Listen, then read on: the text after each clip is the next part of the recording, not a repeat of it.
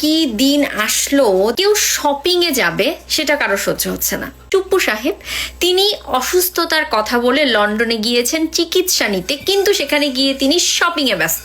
ভাই, এটা কি আপনারা জানেন না? অসুস্থ মানুষ সে যখন শপিং এ যায় তখন তার মন সবচেয়ে ভালো থাকে। মানে আপনি যদি, স্পেশালি মেয়েদের কথা বলছি, যে আমাদের ক্ষেত্রে কি হয় যে জ্বর, ঠান্ডা, কাশি, মানে অবস্থা খারাপ, ঠিক আছে, পেট ব্যথা, তারপরেও যদি বলা হয় যে শপিং এ চলো, তোমাকে আজকে আমি মন ভরে শপিং করে দেব, ব্যাস সমস্ত রোগ ভ্যানিশ হয়ে যায়। তখন কি আমরা ডাক্তারের কাছে যাব? না, আমাদের সবচেয়ে বড় মেডিসিন হচ্ছে শপিং মল। এখন সেটা যদি একজন, আমাদের বয়স হয়ে গেছে, শাহাবুদ্দিন চুপ্পু সাহেব, চুপ্পু আঙ্কেল, তো তার যদি এখন সেটা ফিল হয়, সে যদি মানে যায় শপিং মলে যায়, সমস্যা কোথায়? হ্যাঁ, এত বড় বড় হেডলাইন করবার কি আছে? আমি তো বুঝতে পারছি না। সে শপিং মলে গিয়ে যদি সুস্থতা ফিল করে, হাসপাতালের মানে না গিয়ে, সমস্যা কোথায়? দর্শক কমেন্ট করে জানান, এখানে কি শাহাবুদ্দিন চুপ্পু সাহেবের কোনো সমস্যা দেখছেন আপনারা? Do comment. শেখ হাসিনা বাংলাদেশকে 100 বছরের চেয়েও বেশি পিছন নিয়ে গেছে, রাইট?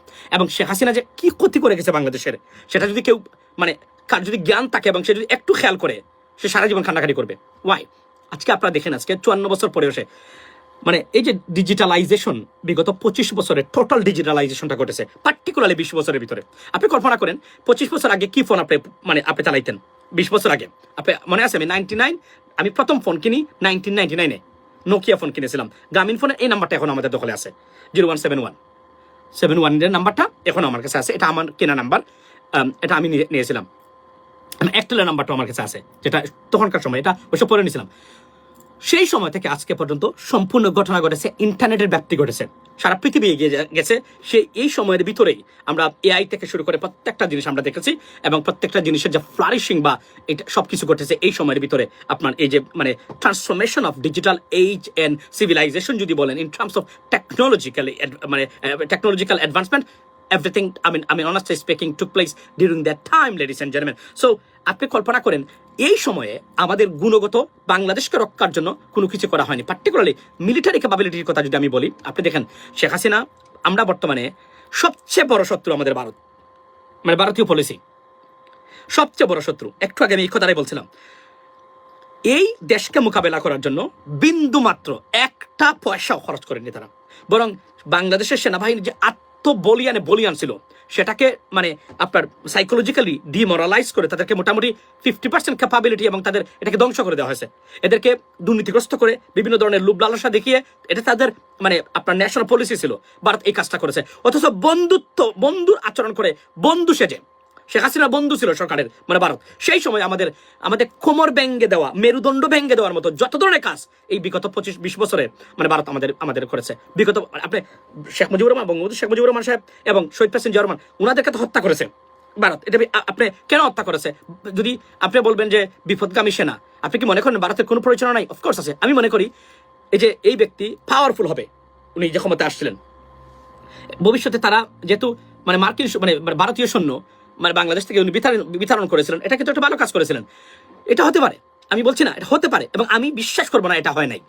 আর শহীদ প্রেসিডেন্ট জিয়াউর রহমান দেখলো যে এত ভালো একটা উপদ্রব মানে লোক আসছে যে বাংলাদেশকে পরিবর্তন করে দিবে, সৎ লোক, এ তো আমাদের জন্য নাম্বার 1 প্রবলেম। তাকে আমি দুর্নীতিগ্রস্ত করতে পারবো না, তাকে আমি দুর্নীতিতে নিমজ্জিত করে মানে মেয়ে দিয়ে টাকা দিয়ে তাকে আমি ব্ল্যাকমেল করতে পারবো না। এদেশ তো মালয়েশিয়াতে, এদেশ তো উন্নত করে ফেলবে 10 বছরের ভিতরে। তার যে সেন্টিমেন্ট আমরা দেখতে পাচ্ছি, তার কি করলো সেনাবাহিনী বিপদগামী, ডিসকাস্টিং, মানে ডেঞ্জারাস, মানে এই মানে সেনাবাহিনীর কিছু অফিসার ছিল তখনকার সময়, এরা কোনো কিছুই মানতো না, বিবেক বুদ্ধি কিছুই ছিল না, উগ্র ছিল, মারাত্মক ধরনের উগ্র মেজাজি লোকগুলা ছিল এরা। মানে যখন যা ইচ্ছা তাই করে বেড়াতো তারা। এরা কোন ধরনের ইন্টেলেকচুয়াল ছিল না এই সেনাবাহিনী অফিসাররা, এরা ডেঞ্জারাস উগ্র ছিল। তারা রাগ করলে তারা একদম মানে সবকিছু তছনছ করে ফেলতো। এই লোকগুলাই ছিল তখনকার সময় সেনাবাহিনী, মেরেই ফেললো একজন মানুষকে। একবার চিন্তা করলো না এই লোকটা কোথায় নিয়ে যেতে পারে এই দেশটাকে, এটা করলো তারা, মেরে ফেললো। আচ্ছা, এরপরে প্রতিটা ঘটনাতেই দেখবেন ভারতীয় হাত আছে। তখন আপনি কল্পনা করেন, এবং ওই যে বলছে তাহলে শেখ হাসিনাই যে এখন উনি মানে দেখলাম বলতেছে তারেক রহমান এই করেছেন সেই করেছেন, আপনি লেকচার কেন দেন? আপনি disqualified, you are disqualified, well adequately disqualified to come back to Bangladesh and return to the politics of Bangladesh. Why? প্রথম কথা, আমি যদি নেগেটিভ গুলা ধরি, যে ব্যক্তি এত মানুষকে গণহত্যা করতে পারে, যে ব্যক্তি দেশে এত টাকা পয়সা পাচার করার জন্য দায়ী, যে ব্যক্তি প্রত্যেকটা গণতান্ত্রিক প্রতিষ্ঠানকে ধ্বংস করার জন্য যে মহিলা দায়ী, যে আরেকটা মানে শত্রু দেশকে বাংলাদেশের মানে আপনার বাংলাদেশের সবকিছুর কন্ট্রোল দিয়ে দিয়েছিল, আপনি অর্থনৈতিক সেক্টরটাকে ধ্বংস করেছে, শিক্ষাকে ধ্বংস করেছে, বাংলাদেশের প্রতিটা মানে ঘুরে দাঁড়ানোর মেরুদণ্ড যার সাথে যুক্ত প্রতিটা জিনিসটাকে উনি মনের মাধুরী মিশিয়ে ধ্বংস করেছে, এই মহিলা কিভাবে বাংলাদেশে মানে আবার মানে আসতে পারে? গেল একটা নেগেটিভ ওয়েতে। এরপরে গণহারে পাখির মতো উনি মানুষ মেরেছে, খুন গুমকে প্রাতিষ্ঠানিক রূপ লাভ, 1500 মানুষকে কোনো না কোনোভাবে গুমের শিকার হয়েছিলেন, এর মধ্যে 600 people completely disappeared, they were nowhere, they are nowhere, they haven't found. So, আপনি কল্পনা করেন এই ব্যক্তি উনি কিভাবে মনে করেন উনি আবার বাংলাদেশের রাজনীতিতে আসতে পারেন? উনার কথা বলে আকারে ইঙ্গিতে বাংলাদেশে যারা বোঝাতে চেষ্টা করে শেখ হাসিনার, এদেরকে প্রত্যেকে আইনে আতা আনা উচিত বলে আমি মনে করি। আমি আওয়ামী লীগের কথা বলছি না, আমি কিন্তু বলছি না যে আওয়ামী লীগ আসবে কিনা, এই কথা যদি কেউ বলে তাকে এটা করতে হবে, কিন্তু শেখ হাসিনাকে বাংলাদেশে আনতে হবে। এটা নিয়ে যে মানে ইনিয়ে বিনিয়ে, এই দেখলাম এই যে সাংবাদিক কে ছিল কিছুদিন আগে জেলে ছিল, আনিস আলমগীর, আরেকটা ছিল, এরা বাংলাদেশের গণশত্রু, বুঝতে হবে আপনাকে। কারণ এরা কিন্তু কোনোদিন বাংলাদেশের অগ্রগতির জন্য কথা বলে না, তাদের নিজস্ব একটা ব্যক্তিগত আইডিওলজি এবং এজেন্ডা নিয়ে কথা বলে। পৃথিবীর কোনো হিসাবে শেখ হাসিনা বাংলাদেশের রাজনীতিতে নামই উচ্চারিত হওয়া উচিত না, অথচ আকারে ইঙ্গিতে এরা বোঝানোর চেষ্টা করে শেখ হাসিনা আসবে, বাংলাদেশ আসবে, এই সে নানান। ইটস ইম্পসিবল, মানে এটা রীতিমতো ক্রাইম শেখ হাসিনার জন্য কোনো কিছু প্রমোট করা। আওয়ামী লীগের জন্য যদি তারা প্রমোট করে, to be honest with you, you got to be very flexible. Why? Because you know it can't be আপনার এই রিজিড। ওয়াই? বিকজ তারা এটা একটা ঐতিহাসিক রাজনৈতিক দল, এটা কি করবে না করবে এটা আপনারা ডিবেট করতে পারেন, চাইতেই পারে, তাদের মানে তাদের আছে, কিন্তু শেখ হাসিনাকে আবার ফিরিয়ে আনতে হবে, ইট ইস ইম্পসিবল। না, এটা গেল নেগেটিভ জিনিস। পজিটিভ জিনিস কি? উনি কয়বার?